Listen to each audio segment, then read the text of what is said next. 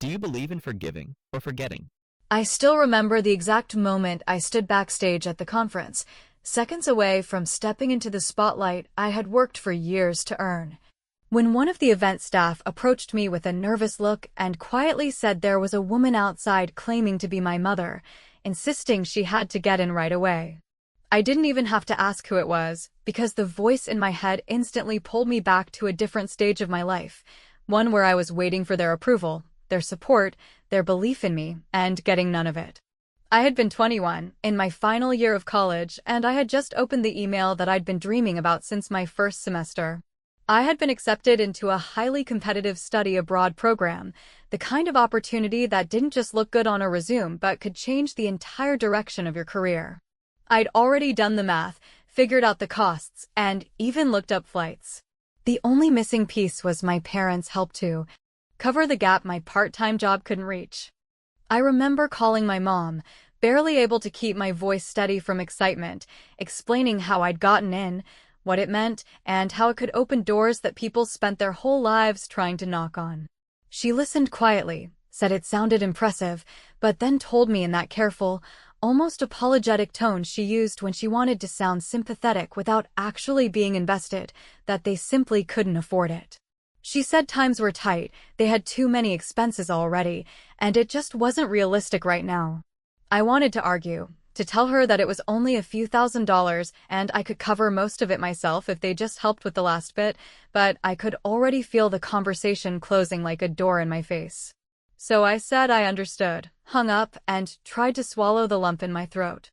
At first, I told myself it was bad timing. Maybe if I'd gotten accepted a year earlier or later, things would have worked out. Maybe they really were struggling. But a few weeks later, I found out just how wrong I was. My phone buzzed with a notification, and there it was, my sister's face beaming from the steps of some famous European landmark, captioned, "First stop on my graduation trip." My parents had surprised her with a month-long vacation across multiple countries, full of luxury hotels, guided tours, and experiences that, if I'd been honest with myself, probably cost at least double what I had asked for.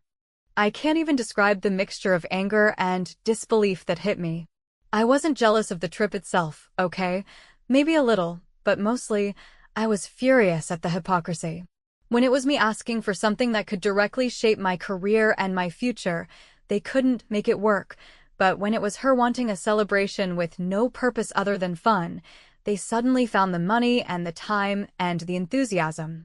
I wanted to confront them, to demand an explanation, but deep down I already knew the answer. My sister had always been the golden child, the one they bragged about even when she did nothing remarkable, while I was the one who was independent and didn't need much. Independence sounds noble until you realize it's just their excuse to invest in someone else instead of you. I didn't post any passive-aggressive comments on her photos, didn't blow up the family group chat, didn't even hint at how much it hurt. I stayed quiet because I knew anything I said would be twisted into me being ungrateful or jealous or dramatic. But in that silence, I made a decision that would change everything. If they weren't going to back me, then I was done asking for their help. I was done letting them hold the keys to what I could or couldn't do. That night, I opened my laptop, deleted the half-finished essay I'd been writing for a class, and started researching every scholarship, grant, fellowship, and program I could possibly qualify for. I didn't care if it meant extra work, longer hours, or spending my summer in a basement lab instead of on a sunny beach. I wasn't chasing their approval anymore, I was chasing my own way out. And the more I thought about it, the more determined I became, because if there was one thing I knew for sure after seeing those pictures of my sister's champagne toasts and gondola rides, it was that I was never going to give them the satisfaction of thinking I failed without them. They had shut the door on me, and in that moment I decided I was going to build a whole other entrance they wouldn't even know existed. I didn't realize then just how far it would take me, or how that quiet vow would carry me right to the very stage where my mother would one day be standing outside, desperate to get in. But that night, with nothing but stubbornness keeping me from sinking, I started putting the pieces in motion, and I didn't stop until the first domino was ready to fall. When I say I sat down and started applying for everything I could find, I don't mean I casually bookmarked a few links and hoped for the best. I mean I turned it into a second job that didn't pay at first. A nightly ritual where I copied requirements into a spreadsheet, matched my experience to the prompts, drafted statements with the kind of stubborn honesty you only use when you stop trying to be impressive and start trying to be undeniable, and then sent them out one by one until my eyes hurt and my coffee went cold and I realized I was the only person in my corner who actually believed I could pull this off without a safety net. What surprised me, once I got over the first wave of panic and resentment, was how quickly the world opened up when I stopped waiting for permission and started treating my own time like it mattered. Because within a few weeks of this unglamorous grind, I got an email from a faculty lead who had seen my application for a small research assistantship. And he said he liked that I was blunt about not having the usual abroad credentials, but had built practical skills running datasets for a local nonprofit, and if I was willing to learn fast and work harder than the average assistant, he could find me a paid spot on a project that might turn into something bigger if I stuck with it. I said yes before I even finished reading the message, and a week later I was in a windowless lab room with a badge that felt like a key in my hand, cleaning messy data, writing boring code, and sitting through meetings where people debated things that, to anyone outside our tiny world, would sound like useless hair-splitting, but to me became the puzzle that let me replace the vacation I didn't get with momentum that no one could gift me, because every clean column, every reproducible result, every tiny question I answered was one more brick in a path I was laying without asking anyone to hold the flashlight. When I told my parents about the assistantship, my mom did that polite hum that said she was listening while folding laundry, and my dad asked if the pay was decent and then joked that it sounded like I was choosing spreadsheets over passports, which would have been funny if it didn't come with that flat little shrug they used whenever my choices didn't fit the version of success they liked to describe to their friends. And a few days later my sister posted from Rome about the pasta being life changing, and my mom commented with a string of exclamation points and a line about how proud she was of her brave traveler, and if you think I didn't feel the sting, you'd be wrong. But I took that sting and put it into a draft for a small internal grant the lab used to fund side questions that might turn into bigger projects, and I wrote the strongest proposal I had ever written in my life, not because I was inspired, but because I was done asking the wrong people to understand me. The internal grant led to a departmental grant with real money attached, which led to a summer stipend that meant I could stay on campus and work full-time without juggling shifts at the coffee place. And that summer became the season where I stopped apologizing for not being the kind of daughter who collects passport stamps for content and became the kind of researcher who learns to defend her work in rooms where no one cares who your parents are. Because the only thing that matters is whether your results hold up when someone pokes holes in them. The first paper I touched was the academic version of uncredited labor, which is to say I was thanked in the acknowledgments, and it still felt like a win. And then a graduate student who had watched me quietly fix bugs at 2 in the morning asked if I wanted to help on something messier but more interesting, and I said of course. And we built a little model that did not look impressive on a poster, but made 2 people from another institution stop and ask questions, and one of those people later sent me a message about collaborating, which was the first time I realized I had moved from fetching coffee to being part of the conversation. Meanwhile, at home, nothing changed on the surface, because at Sunday calls my parents still asked about my sister's travel and whether she had found the right job fit, and how grown up she looked in all her photos. And when they turned to me, it was the quick check-in about whether I was eating and sleeping and not overdoing it, and I would say I was fine, then pivot back to the project timeline like it was no big deal, except one evening when my mom said, in that careful tone that always sounded gentle but landed like a slap, that she hoped I didn't feel like I was missing out on the best years by staying put while other people saw the world, and I took a breath and told her, as calmly as I could, that I wasn't missing out. I was building something they wouldn't recognize until it was finished, and that maybe that was for the best. I know you want the little moment where I clap back and it all explodes, but that's not how any of this worked, because the most satisfying moments weren't loud at all. They were small and precise. Like when I got an email about a campus award that came with a modest check and a ceremony where recipients could bring one guest, and I did not invite my parents, not because I wanted to hurt them, but because I wanted to bring the person who had shown up every time I needed a signature, a pep talk, or a push, which was my faculty lead, and I put his name on the guest line, and I put my Aunt Laura's name as the emergency contact on my student file instead of my mother's, and then, because I knew how the family grapevine worked, I posted one photo after the ceremony with a caption thanking the people who invested in effort, not optics, and I watched the comments roll in from colleagues and friends while the family group chat went strangely quiet, which told me they had seen it and had nothing to say that wouldn't expose what they had chosen, and as petty as it sounds, that silence felt like the first clean victory I had earned on my own terms. And right when the year ended and I thought maybe this was just a collection of small steps and private wins, I opened my inbox and saw a message from a senior researcher at a university I had admired from a distance since freshman year, inviting me to co-author a piece based on our model and to present preliminary findings at a regional conference, which meant I would be the one at the podium while my parents, if they cared to look, would be in the seats like anyone else. And as I stared at that invitation, I realized the door I had built without them was not a side entrance anymore. It was the main way in, and I had the only key. When that first regional conference came around, I remember standing at the back of the room while the previous speaker wrapped up, feeling that mix of nerves and adrenaline that makes your hands feel too warm and your head too clear all at once,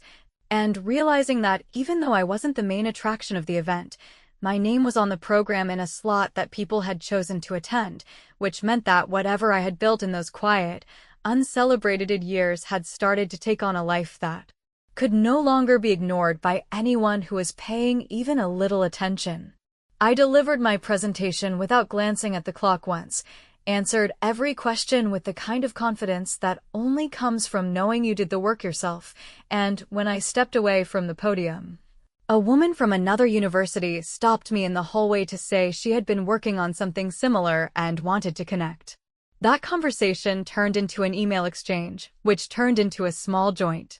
project, which eventually turned into a co-authored paper, the kind of collaboration that academics spend years trying to secure, and with that, the quiet momentum I had been nurturing began to pick up speed. In the months that followed, my work started to get noticed in small but meaningful ways: invitations to contribute to research briefs, requests to review other people's drafts, a growing list of contacts in my field who remembered my name and treated me as a peer instead of a student. My parents, of course, didn't follow any of this. If they asked about my work at all, it was in that surface-level way, like, "So are you still doing that data thing?" as if it was a passing hobby I might drop any day now. And then they would pivot immediately to whatever new job or trip my sister had in the pipeline. She had started posting about her freelance lifestyle, which mostly looked like extended vacations sponsored by my parents under the guise of helping her find herself. And every time I saw another photo of her holding a glass of wine in some picturesque spot, I reminded myself that while she was collecting moments for Instagram, I was collecting achievements that would outlast any slideshow. By my late 20s, I had presented at multiple conferences, contributed to several published papers, and built a reputation solid enough that when a leading overseas university opened a call for visiting researchers, I got an email from one of the senior faculty members there urging me to apply. I didn't even hesitate. The application process was intense, involving weeks of writing and rewriting my proposal, gathering recommendation letters, and proving that I had something to offer beyond what they already had in-house. When the acceptance email came, it didn't just feel like validation. It felt like the universe handing me the study abroad experience I had been denied years earlier, except now it was on my terms, with my name on the grant and my expenses fully covered by an institution that actually valued my work. When I told my parents about it, my mom's reaction was lukewarm at best. She said it sounded interesting, but asked if it meant I'd be missing family gatherings, and my dad joked about me finally seeing some of the world, as if this was a belated consolation prize rather than the direct result of years of deliberate effort. My sister didn't say much either, except for a vaguely supportive "that's cool" in the family group chat, which was followed within minutes by her sending a dozen photos from her latest trip. It was clear they didn't grasp the significance, and by then, I didn't need them to. That overseas collaboration turned out to be the kind of opportunity that redefines a career. I met people who challenged my thinking, exposed me to techniques and perspectives I'd never encountered before, and gave me the kind of professional network that could open doors in any direction I wanted to go. And yet, even with all that going on, I still carried a quiet awareness in the back of my mind that the same family who once told me no, when it mattered most, would probably try to attach themselves to my success if it ever became public enough to impress their friends. I had no illusions about who they were or how they operated, but I also wasn't going to let the thought of them take away from what I was building. After that year abroad, my name started circulating more widely in my field, and I began getting invitations to speak at events I had once only attended as an audience member. One of those invitations was for an international conference in my own country, a massive event with industry leaders, journalists, and government representatives in attendance. Not only was I asked to present, but my talk was selected for the opening keynote slot. That was when I realized the power had shifted completely. I wasn't the overlooked daughter anymore. I wasn't the one silently watching my sister be celebrated for nothing while my own milestones went unnoticed. I was stepping onto a stage that they couldn't buy their way onto, into a spotlight that wasn't for sale.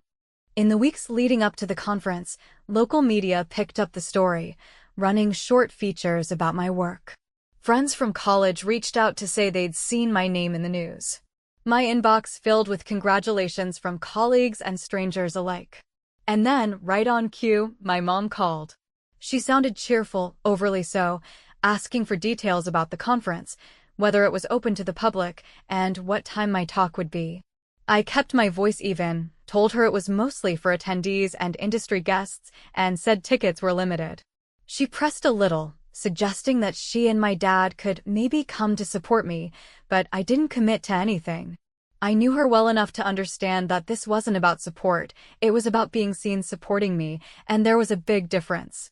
By the time the week of the conference arrived, I was fully focused on my presentation, fine-tuning my slides, rehearsing my timing, and preparing for the Q&A that would follow. I didn't expect, though maybe I should have, that the real test wouldn't come from the questions on stage, but from who would be waiting just outside it. Because as I learned that morning, some people will ignore you for years until the world starts clapping for you, and then they'll try to push their way into the room, convinced they've earned a seat they never once helped you build. And when the security guard leaned over to tell me there was a woman outside claiming to be my mother, I knew exactly what was about to happen, and I also knew that this time, the choice of whether she got in or not was entirely mine. When the security guard leaned in with that careful voice people use when they are bracing for a scene and told me there was a woman outside insisting she was my mother and that she had to be let in immediately because this was her daughter's big day and she could not possibly miss it, I felt the old reflex rise up in my chest, the one that pushes you towards smoothing things over and keeping the peace and making yourself small so other people can stay comfortable, and then I felt something steadier line up right behind it, something I had earned the hard way, which was the understanding that if I let that reflex drive now I would be handing the microphone back to the people who taught me to doubt myself.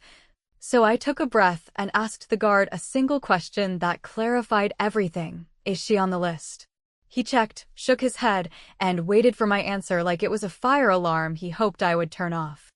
The funny thing about boundaries is that everyone says they respect them until the boundary actually blocks the thing they want, and then suddenly you are the problem, you are cold, you are dramatic, you are ungrateful. You are every label that allows them to skip the part where they acknowledge what they did. So I did not launch into a speech about history or fairness or the countless times I had been told no while my sister was given yes for sport.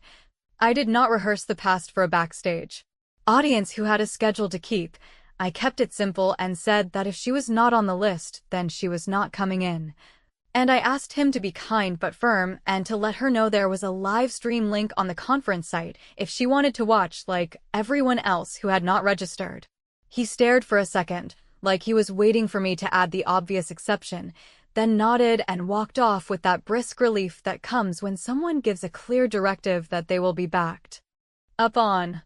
And because I know how this sounds, like I closed a door and felt nothing, let me tell you the truth I would only say over coffee with someone who has lived this dynamic, which is that my hands shook and my mouth went dry, and I had to sit for a moment on a folding chair and look at the scuffed floor to keep the room from tilting, because saying no to your mother, even politely, even logically, even after years of being deprioritized, goes against a lifetime of training and the body protests. Even when the brain understands that this is the correct move. What steadied me was not anger. It was the decision I had made in the weeks leading up to this day when the press requests started coming, and my inbox filled with congratulations, and my mother called with a chirpy voice asking if the event was open and hinting that they might come,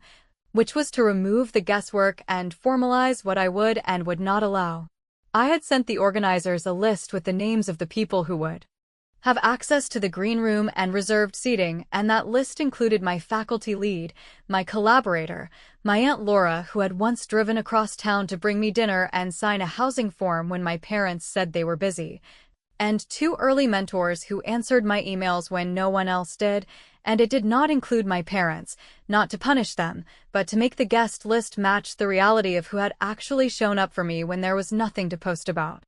I also gave the communications team a bio that I had rewritten 3 times until it was clean and accurate and impossible to misinterpret, and it said, right there in the second sentence, that I had self-funded every step of my training through grants,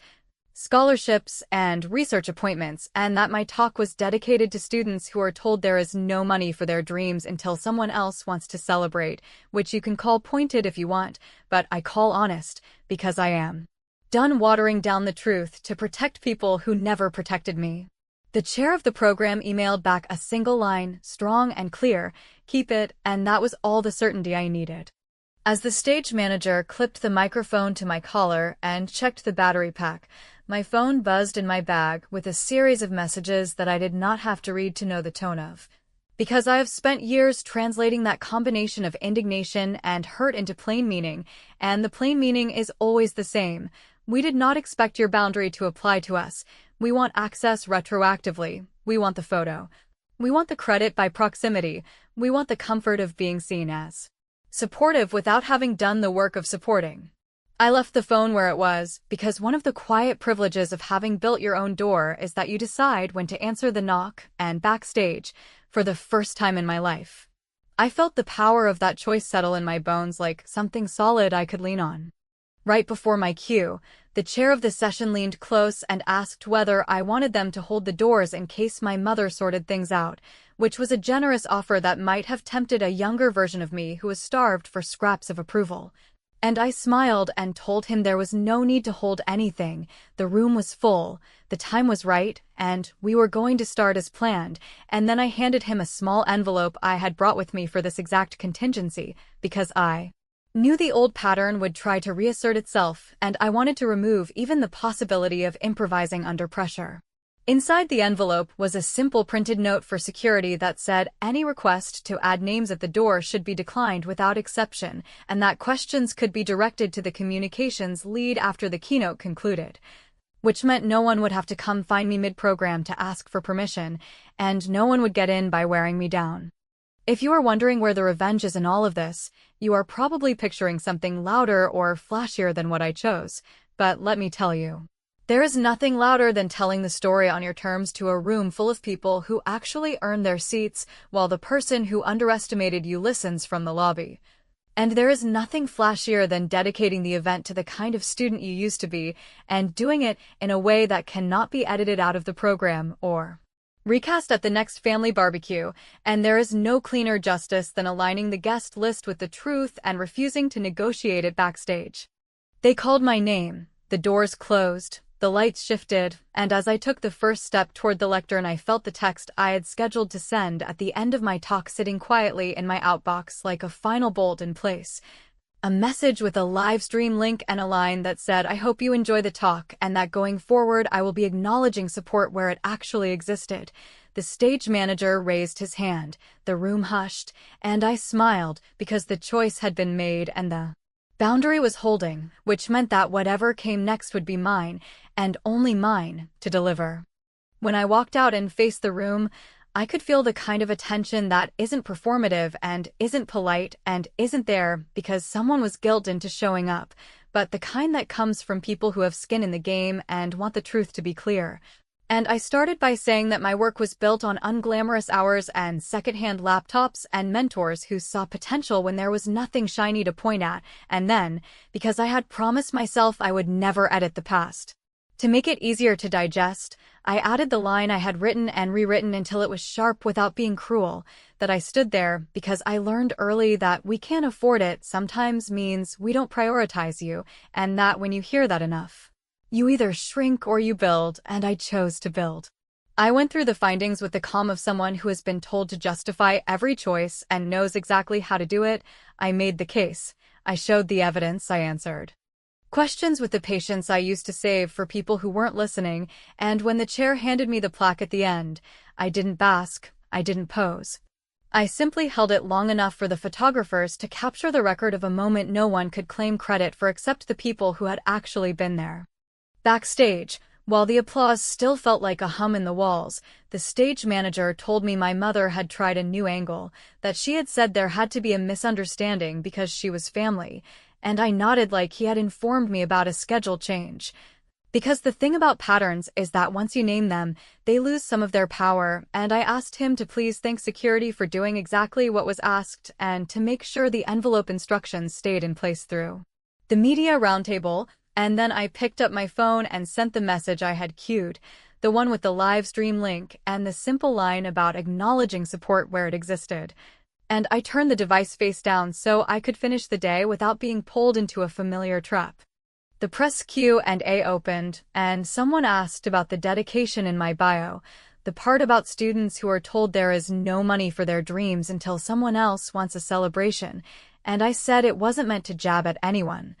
It was meant to name a reality lots of people live with in silence, and then I did the thing I had not told anyone about, the piece that felt like the final screw turned in a long, careful build. I announced that my speaking fee and a portion of the award funds were being placed into a small annual grant administered by the host university, not flashy and not huge, but enough to cover proposal fees and application costs, and that stubborn last bit of money that keeps qualified students from going abroad or taking unpaid research roles, and that the grant would be named for my Aunt Laura and for my first mentor, because I wanted the public record to reflect the actual scaffolding that held me up. The room went quiet for half a breath, and then people nodded. The way people do when something lands exactly where it should. The chair squeezed my shoulder and whispered good. And I knew that whatever story my family told at holidays from this point forward would have to contend with a line in a program and a fund in two names they had never thought to honor. When I finally checked my phone, there were messages in every register. My mother asking to talk right now, my father saying there had to be a way to work this out, my sister posting a public comment under a clip of my talk with a line about how proud she was of our family's achiever, which would have rolled right past most viewers if they didn't know the backstory, but to me read like a hand slipping into the group photo at the last second, and I took a slow breath and responded to exactly one thread, the private one, with a short note that said I was glad they watched, that I hoped the message landed, and that I would be happy to schedule a call the following week with a neutral third person present to discuss what future contact would look like. Because I wasn't going to replay the old script where I apologized for drawing lines that should have been obvious. Maybe you expect a blow-up or a scene in the lobby or a last-minute capitulation that makes for better gossip, but the truth is quieter and more decisive, because after the photos and the handshakes and the logistics for next year's collaboration, I walked back through the corridor, thanked the guard who had followed my note to the letter, and stepped into the evening with the knowledge that the win wasn't the plaque or the headlines or the applause, it was the fact that I had turned the story into a ledger that finally balanced, where credit and access matched contribution, where the people who invested in effort were named, and where the ones who waited for the spotlight found it didn't move on their timeline. On the ride home, my mentor texted a single line that said you did the right thing, and I let myself feel the weight of that, because it is one thing to believe you are justified and another to have someone who knows the whole file tell you plainly that you didn't overshoot. You simply stopped subsidizing other people's comfort, and when I got to my apartment, I set the plaque on a shelf without ceremony, opened my laptop, and drafted the first outline for the grant application, a simple prompt that asked one question I wish someone had asked me years ago: who told you no, and what will you build anyway? And I added a final instruction in the guidelines that said recommendations would be prioritized from supervisors, teachers, or community members who had actually worked alongside the applicant, because I wanted to inoculate it against the kind of signatures that show up only when there is a camera. There will be family fallout, there always is, and there will be people who think I should have softened the edges to keep peace that never protected me. And there will be others who call it petty because they have never had to calculate the price of access against the cost of self-respect. But the part that matters is simple and cannot be edited after the fact. When the door opened and the room filled and the work was recognized, I kept the line I drew and I kept the record straight, and I made sure the next girl who hears that there is no money except for someone else's celebration has a line to grab onto. And if you want to know whether that was too far, I can only tell you what it felt like to lock the door I built and hold the key without shaking. Which is to say, it felt like the final move in a game I stopped letting other people set up. A clean check that did not gloat, a win that did not beg to be forgiven, and the proof that sometimes the most brilliant revenge is simply telling the truth in public and refusing to move your chair.